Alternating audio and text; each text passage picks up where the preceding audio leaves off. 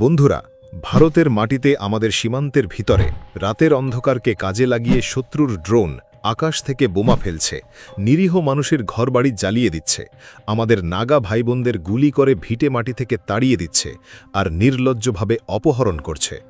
এটা কোনো সিনেমা বা গল্পের প্লট নয়, এটা মে মাসের ৭ তারিখের রাতের এক চরম নৃশংস সত্যি ঘটনা। মণিপুরের কামজং জেলার নামলি, ওয়াংলি আর চোরো গ্রামে মিয়ানমার সীমান্ত পেরিয়ে অবৈধভাবে ঢুকে কুকি ন্যাশনাল আর্মি বার্মা বা KNAB জঙ্গিরা এই নারকীয় তাণ্ডব চালিয়েছে। ভারতের পবিত্র মাটিতে বিদেশি মদতপুষ্ট জঙ্গিরা এত বড় দুঃসাহস দেখাচ্ছে কেন, সেই প্রশ্ন আজ প্রত্যেক ভারতীয়র মনে। তারা হয়তো ভেবেছিল রাতের অন্ধকারে হামলা করে তারা পার পেয়ে যাবে এবং ভারত আগের মতো হাত গুটিয়ে চুপ করে বসে থাকবে। কিন্তু সেই দিন আর নেই, কারণ এখন দিল্লির মসনদে বসে শত্রুদের জম আর ভারতের বীর সন্তানদের রক্ষক স্বয়ং মোদি। এই ভিডিওতে আমরা প্রতিটি তথ্য বিশ্লেষণ করে আপনাদের সামনে তুলে ধরব কিভাবে এই সুপরিকল্পিত আক্রমণ আমাদের ভারতের অখণ্ডতাকে নষ্ট করার এক আন্তর্জাতিক ষড়যন্ত্রের অংশ। আমরা জানাব কিভাবে অসম রাইফেলসের বীর জওয়ানেরা অসীম সাহসিকতা নিয়ে শত্রুর মুখে ঝাঁপিয়ে পড়েছে এবং কিভাবে ভারত এবার এমন এক ভয়ঙ্কর প্রত্যাঘাতের প্রস্তুতি নিচ্ছে যা শুনলে সীমান্তের ওপারে শত্রুদের রাতের ঘুম চিরতরে হারাম হয়ে যাবে।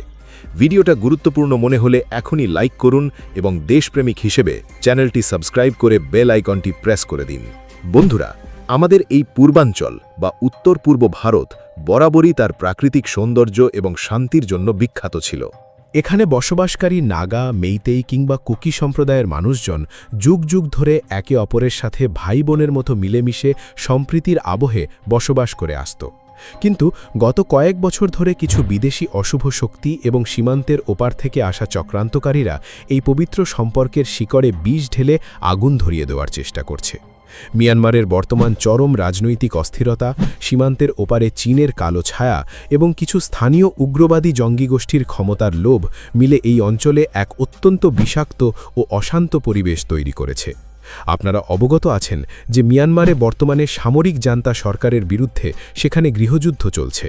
সেই যুদ্ধে মিয়ানমারের পিপলস ডিফেন্স ফোর্স বা PDF নামক সশস্ত্র গোষ্ঠীগুলো জান্তার বিরুদ্ধে অস্ত্র হাতে লড়াই করছে। কিন্তু অত্যন্ত উদ্বেগের বিষয় হল এই সশস্ত্র গ্রুপগুলোর মধ্যে কিছু কুচক্রী অংশ এখন নিজেদের স্বার্থসিদ্ধির জন্য ভারতের সীমান্তে ঢুকে রক্তক্ষয়ী তাণ্ডব চালাতে শুরু করেছে। এখন প্রশ্ন হল, এই আক্রমণের জন্য কেন বিশেষভাবে এই 3টি নাগা গ্রামকেই টার্গেট করা হলো? এর কারণ অত্যন্ত গভীর। নাগা সম্প্রদায় সবসময়ই ভারতের অখণ্ডতা এবং সার্বভৌমত্বের প্রতি অত্যন্ত শ্রদ্ধাশীল এবং তারা ভারতের অবিচ্ছেদ্য অংশ হিসেবে থাকতে গর্ববোধ করে। তারা কখনোই বিচ্ছিন্নতাবাদী চিন্তাধারাকে প্রশ্রয় দেয় না, যেভাবে অন্য কিছু নিষিদ্ধ গোষ্ঠী ভারতের বুক থেকে আলাদা হওয়ার অবাস্তব স্বপ্ন দেখে। তাই শত্রুরা চাচ্ছে নাগাদের এই সংঘাতের আগুনে জড়িয়ে ফেলতে, যাতে পুরো উত্তর পূর্ব ভারত বা নর্থ ইস্ট এক বিশাল অগ্নিকুণ্ডে পরিণত হয়। এটা শুধু কোনো সাধারণ সীমান্ত সংঘর্ষ নয়, বরং এটি ভারতের রাষ্ট্রীয় সার্বভৌমত্ব এবং নিরাপত্তার ওপর একটি সরাসরি এবং সুপরিকল্পিত চ্যালেঞ্জ। আমাদের সীমান্তে বছরের পর বছর ধরে ফ্রি মুভমেন্ট বা অবাধ যাতায়াতের যে বিশেষ নিয়ম প্রচলিত ছিল, জঙ্গিরা এখন সেই সুযোগকে ঢাল হিসেবে ব্যবহার করে ভারতের অভ্যন্তরে অনুপ্রবেশ করছে। শত্রুপক্ষ ড্রোন ব্যবহার করে ভারতের সীমান্তে বোমা ফেলছে মানেই পরিষ্কার যে তাদের হাতে অত্যন্ত আধুনিক এবং উন্নত প্রযুক্তির সমরাস্ত্র পৌঁছে গেছে।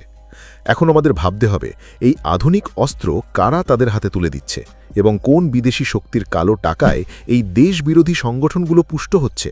এই গভীর ষড়যন্ত্রের রহস্য উন্মোচন করতে গেলে এক বিশাল আন্তর্জাতিক চক্রান্তের ছবি আমাদের চোখের সামনে ফুটে ওঠে।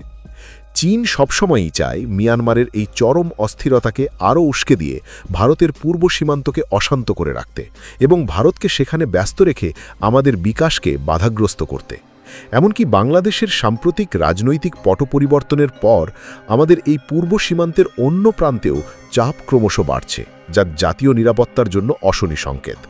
এই সব কিছুর মূলে একটাই মূল উদ্দেশ্য, আর তা হল ভারতের ক্রমবর্ধমান অর্থনৈতিক শক্তি এবং ভারতের বিখ্যাত অ্যাক্ট ইস্ট পলিসিকে চিরতরে ধূলিসাৎ করে দেওয়া। এবার সেই ভয়াবহ রাতের ঘটনার বিস্তারিত বিবরণ দিই। মে মাসের 7 তারিখ ভোর রাত 3:30 থেকে 4টে নাগাদ যখন সাধারণ মানুষ গভীর ঘুমে আচ্ছন্ন ছিলেন, ঠিক তখনই মিয়ানমার সীমান্ত লাগোয়া কামজং জেলার নামলি, ওয়াংলি আর চোরো গ্রামে নরক নেমে আসে। হঠাৎ রাতের নিস্তব্ধতা ভেঙে আকাশে ড্রোনের বিকট গুঞ্জন শোনা যেতে থাকে এবং ওপর থেকে বৃষ্টির মতো বোমা পড়তে শুরু করে। ভারী আধুনিক অস্ত্রশস্ত্রে সজ্জিত হয়ে প্রায় 100 জনেরও বেশি বিদেশি জঙ্গি ভারতের সীমানা লঙ্ঘন করে ঢুকে পড়ে এবং রকেট লঞ্চার দিয়ে একের পর এক ঘরবাড়িতে আগুন ধরিয়ে দেয়।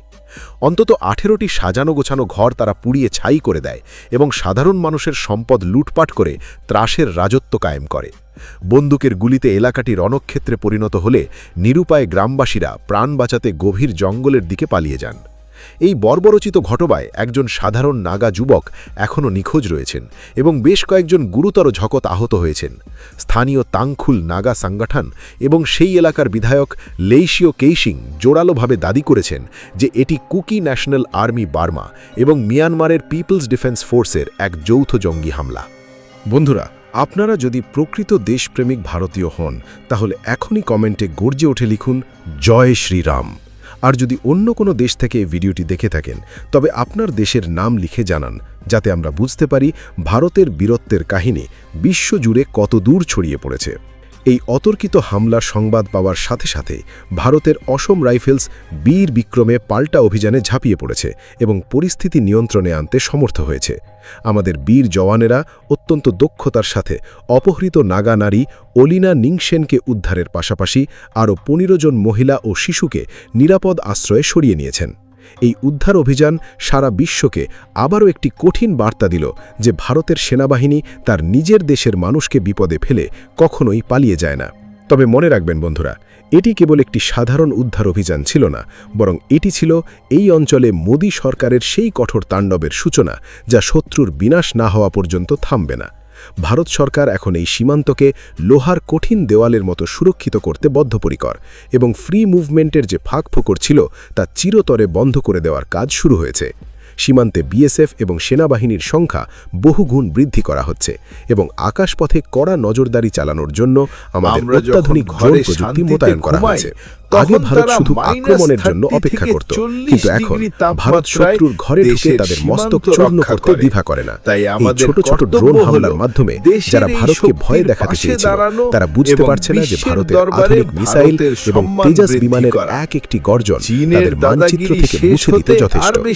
অতীতের সার্জিক্যাল স্ট্রাইক কিংবা টেয়ার স্ট্রাইক আমাদের চোখে আঙুল দিয়ে দেখিয়ে দিয়েছে যে কোনো শত্রুপক্ষ যদি ভারতের সীমানা অতিক্রম করার দুঃসাহস দেখায় তবে তাকে খেসারত দিতেই হবে। ভারতের বীর বিজ্ঞানীরা এবং অদম্য সেনাবাহিনী এখন বিশ্বের মধ্যে সেরা এবং আমাদের প্রযুক্তিগত উৎকর্ষ শত্রুর ড্রোনের চেয়ে কয়েক গুণ বেশি উন্নত ও ঘাতক। নাগা ভাইদের সুরক্ষা নিশ্চিত করার অর্থ হল পুরো উত্তর পূর্ব ভারতের বুক থেকে অশান্তির বীজ উপড়ে ফেলা এবং উন্নয়নের জোয়ারে ভাসানো। মে মাসের 7 তারিখের ওই ঘটনা ভারতের গোয়েন্দা সংস্থাগুলোকে আরও সতর্ক করে তুলেছে এবং এখন থেকে প্রতি ইঞ্চি জমি কঠোর প্রহরার অধীনে থাকবে। আমরা বিশ্বকে বারবার শান্তির বাণী শুনিয়েছি, কিন্তু যদি শান্তি রক্ষার জন্য আমাদের অস্ত্র ধরতে হয় তবে ভারত পিছপা হবে না, এটাই বর্তমান সরকারের স্পষ্ট বার্তা। এই যুদ্ধের আগুন যারা ভারতের মাটিতে জ্বালানোর চেষ্টা করেছে তারা এক বিশাল ঐতিহাসিক ভুল করে ফেলেছে এবং শীঘ্রই তারা তাদের এই ভুলের মাসুল দেবে। ভারতের প্রত্যেকটি নাগরিক আজ সীমানা রক্ষায় সজাগ এবং আমাদের জওয়ানেরা হিমালয় থেকে সমুদ্র পর্যন্ত সবখানে অজেয় প্রাচীর হয়ে দাঁড়িয়ে আছে। কামজংয়ের ওই 3টি নাগা গ্রামে যারা হামলা চালিয়েছে তাদের প্রতি ভারত সরকারের গোয়েন্দা নজরদারি এখন তীব্রতর হয়েছে এবং অপরাধীদের কোনো গর্তে লুকিয়ে থাকতে দেওয়া হবে না।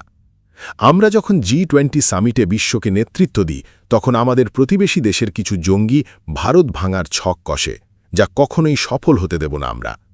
ভারতের গৌরবময় ইতিহাস সাক্ষী আছে যে অন্যায়ের বিরুদ্ধে লড়াইয়ে আমরা সব সময় বিজয়ী হয়েছি এবং বর্তমান ডিজিটাল যুগেও ভারত সেই শক্তির চরম পরিচয় দেবে। আমাদের দেশের সীমান্ত মানে কেবল মানচিত্রের রেখা নয়, এটি আমাদের কোটি কোটি মানুষের আবেগ ও নিরাপত্তার প্রশ্ন। ভারতের কৃষক লাঙল ধরে দেশ গড়ে আর আমাদের জওয়ানেরা বন্দুক ধরে দেশ রক্ষা করে, আর এই ঐক্যের জোরেই ভারত আজ অজেয়। নাগা ভাইবোনদের ওপর এই জঘন্য হামলা প্রমাণ করে যে শত্রুরা আমাদের সংহতিকে ভয় পায়। তাই তারা বারবার আমাদের বিভাজিত করার চেষ্টা করে যাচ্ছে। কিন্তু মোদিজির শক্তিশালী নেতৃত্বে ভারতের বিদেশ নীতি এবং প্রতিরক্ষা নীতি এখন আগের চেয়ে অনেক বেশি আগ্রাসী ও কার্যকর। এই ড্রোন আক্রমণের বদলা নিতে যে অপারেশন শুরু হয়েছে তা কেবল এই কয়েকটা গ্রামকে রক্ষা করবে না, বরং পুরো দক্ষিণ এশিয়ায় ভারতের দাপট বাড়িয়ে দেবে। আমাদের বীর সেনানীরা পাহাড়ে, বরফে কিংবা জঙ্গলে সব প্রতিকূলতার মধ্যে থেকেও দেশমাতৃকার সেবায় আত্মনিয়োগ করে আছে, যা আমাদের জন্য চরম গর্বের। জয় হিন্দ, ভারত মাতা কি জয়। আপনাদের সুচিন্তিত মতামত কমেন্টে অবশ্যই জানান।